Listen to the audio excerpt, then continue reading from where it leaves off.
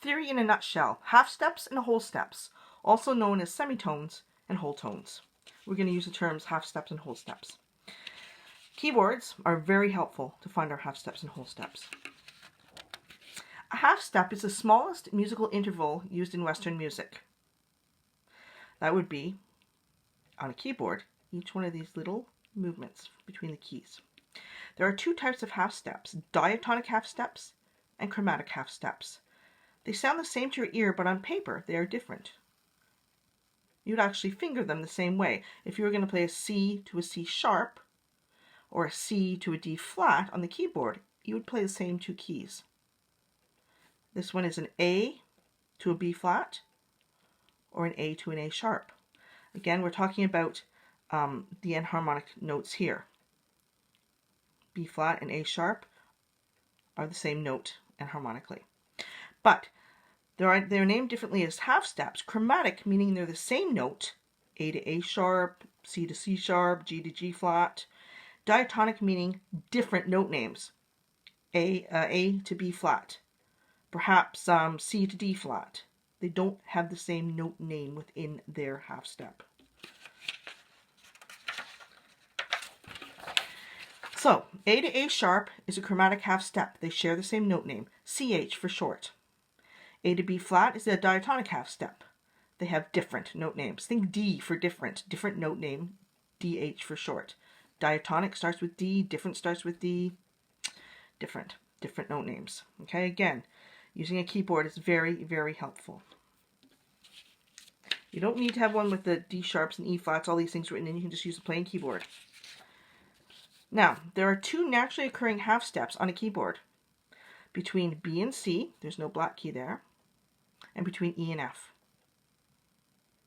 Okay, so B to C and E to F are diatonic half steps. A lot of different notes when they go to the next note. For example, if you went from G to A, G to an A, there's that black key there. So there's a G sharp and or an A flat, whichever way you want to look at it. That would be a whole step. Between B and C, it's a half step, and E and F, it's a half step. And that's important to remember when you're answering questions about whole steps and half steps. So let's look at this.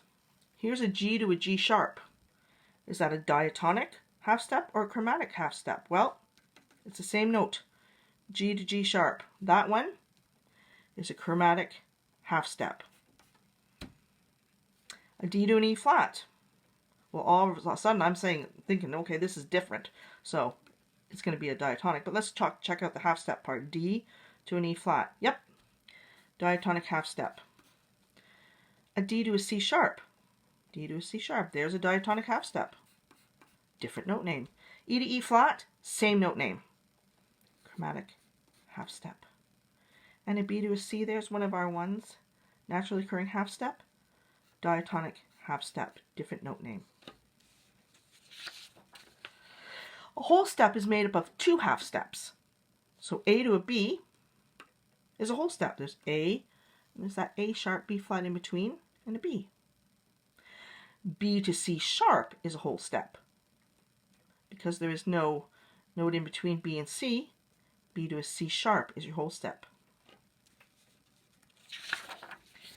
All of our scales are based on a pattern of half steps and whole steps. So here's C major. Whole step, half step, whole, half step. And that's really important to know. That will help you when you're dealing with your scales. Let's just see which one of these might be a chromatic half step, a diatonic half step, or a whole step. We have one of each here. F to a G. If you thought maybe it was a whole step, you are correct. D to a D sharp. If you saw that same note, not different, we know that's a chromatic half step. D to a D sharp.